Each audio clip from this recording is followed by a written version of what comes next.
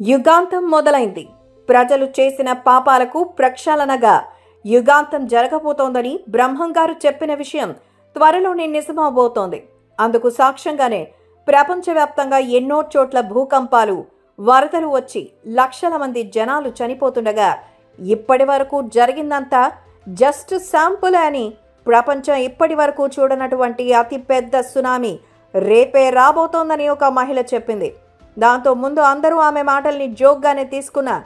ఇప్పుడు జరుగుతున్న వరుస సంఘటనలతో అందరూ భయపడి రేపే అందరం చావబోతున్నామని ఊళ్లకు ఊళ్ళు ఖాళీ చేసి వెళ్ళిపోతున్నారు. అయితే ఆ సునామీ ఎక్కడ రాబోతోంది? శాస్త్రవేత్తలు కూడా ఇది నిజమే అని ఎందుకంటున్నారు? ఆ సునామీ వస్తే ఎంతమంది ప్రజలు చనిపోతారు? అదే యుగాంతానికి ప్రారంభమా? ఇంత ఖచ్చితమైన విషయాన్ని చెప్పిందెవరు అనే విషయాలు ఈ వీడియోలో తెలుసుకుందాం. వీడియో చాలా ఇంట్రెస్టింగ్గా ఉంటుంది. ఎక్కడ స్కిప్ చేయకుండా చివరి వరకు చూడండి.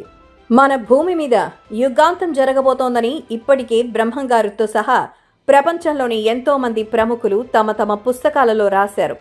అయితే వాళ్ళంతా అది ఎప్పుడు అనే విషయాన్ని మాత్రం ఖచ్చితంగా చెప్పలేదు.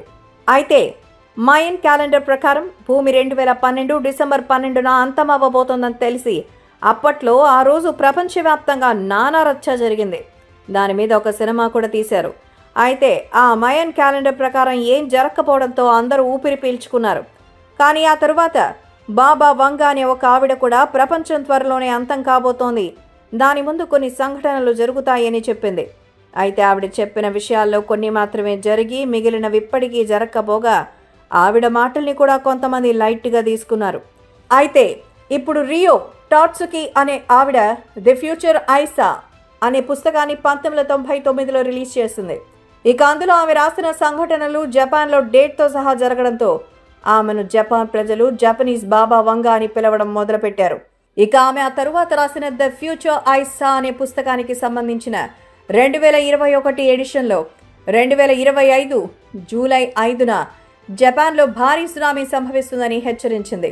జపాన్ దక్షిణ సముద్రంలో అంటే జపాన్ మరియు ఫిలిప్పీన్స్ మధ్య సముద్ర గర్భంలో పగుళ్లు ఏర్పడి అక్కడ లోపల ఉన్న అగ్నిపర్వతం పేలి ఆ నీళ్లు వేడికి మారుతూ జపాన్ ఇప్పటి వరకు చూడనంత పెద్ద సునామీగా మారబోతోందని ఆమె చెప్పింది. ఈ రాకాసి సునామీ వల్ల జపాన్తో పాటు Taiwan, Indonesia, north Mariana islands మరియు ఫిలిప్పీన్స్లో కూడా భారీ ప్రళయం ముంచుకొస్తుందని ఆమె చెప్పింది. దాంతో జపాన్ ప్రజలు భయపడిపోగా జపాన్కు వచ్చే టూరిస్టులు వెనక్కి వెళ్ళిపోతున్నారు. అలాగే హాంకాంగ్, చైనా, తైవాన్, థాయిలాండ్ మరియు వియత్నాం నుంచి పర్యాటక బుకింగ్లు 50 నుంచి 83% వరకు తగ్గాయి. అయితే ప్రజలు ఈమె చెప్పిన మాటల్ని గుడ్డిగా నమ్మి ఎందుకింత భయపడుతున్నారు అంటే ఈ రియో టాట్సుకి 1995లో ఒక పెద్ద భూకంపం రాబోతుందని చెప్పింది. ఆవిడన్నట్టుగానే భూకంపం వచ్చి దానివల్ల సుమారు 7,000 మంది చనిపోగా కోట్ల రూపాయల ఆస్తి నష్టం జరిగింది. అలానే ఈమె 2011లో వచ్చిన తోహోకు భూకంపం మరియు సునామీల గురించి ముందే చెప్పింది. కానీ అప్పుడు ఆవిడ మాటలను ఎవరూ పట్టించుకోలేదు. దాంతో 2011 మార్చి 11న తోహోకులో భూమిని టెక్టోనిక్ ప్లేట్ల కదలిక వల్ల 9.0 రిక్టర్ స్కేల్ మీద తీవ్రతతో పెద్ద భూకంపం సంభవించి అతి పెద్ద సునామీగా మారి సునామీ అలలు 40 మీటర్ల ఎత్తుకు చేరుకుని తీర ప్రాంతాలను నాశనం చేశాయి. దాంతో అక్కడ సుమారు 16,000 మంది చనిపోగా 7,000 మందికి పైగా గాయపడి 2,500 మంది ప్రజలు కనపడకుండా పోయారు. ఇక అక్కడికి దగ్గరలో ఉన్న ఫుకుషిమా న్యూక్లియర్ ప్లాంట్లో కూడా దీనివల్ల పెను విపత్తు సంభవించింది. వీటన్నిటి వల్ల జపాన్ ప్రభుత్వానికి 25 లక్షల కోట్ల నష్టం జరిగి ఆ ప్రమాదం నుంచి కోలుకోవడానికి జపాన్కి 10 ఏళ్లు పట్టింది.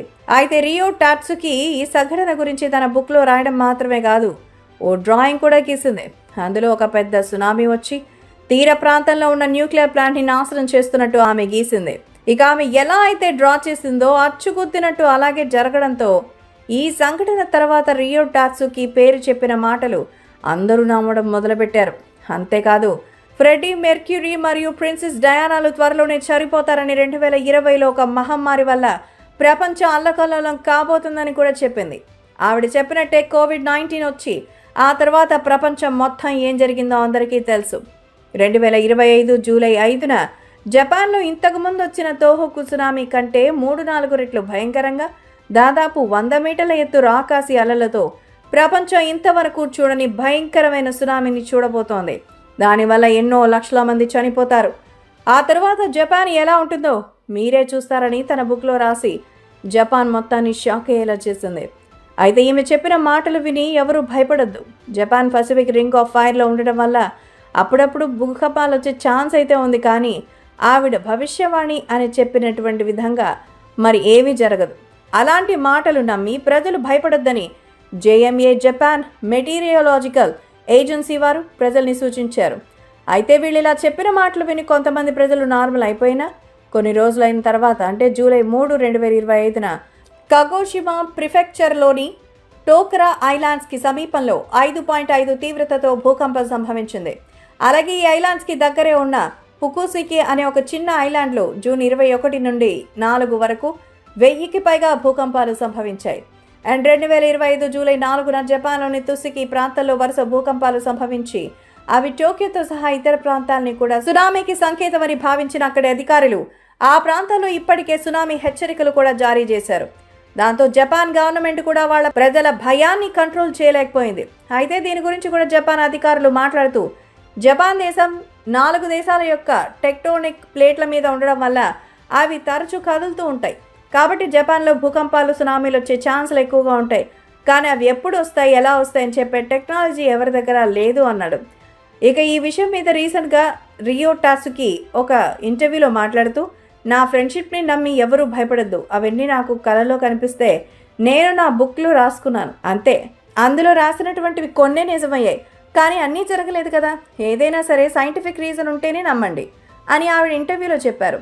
దాంతో కొంతమంది ఆవిడ మాటలను నమ్మి భయాన్ని కోల్పోగా మరికొందరు మాత్రం జపాన్ గవర్నమెంట్ ఆమెను బెదిరించి ఇలా మాట్లాడించారని అంటున్నారు.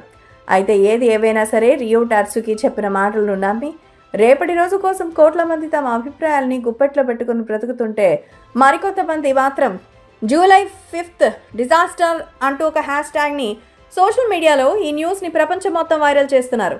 దాంతో బాబా వంగా బ్రహ్మంగారు చెప్పిన యుగాంతం ఇదేనని, జూలై 8న వచ్చే మెగా సునామీతో యుగాంతం మొదలవబోతోందని తెగ న్యూస్లో స్ప్రెడ్ చేస్తున్నారు. ఇక ఈ విషయం మీద మీ అభిప్రాయం ఏంటో కామెంట్స్లో తెలియజేయండి. అలాగే ఈ వీడియో కనుక మీకు నచ్చినట్టయితే ఇలాంటి మరెన్నో ఇంట్రెస్టింగ్ వీడియోస్ కోసం మా ఛానల్ని సబ్స్క్రైబ్ చేసుకోండి.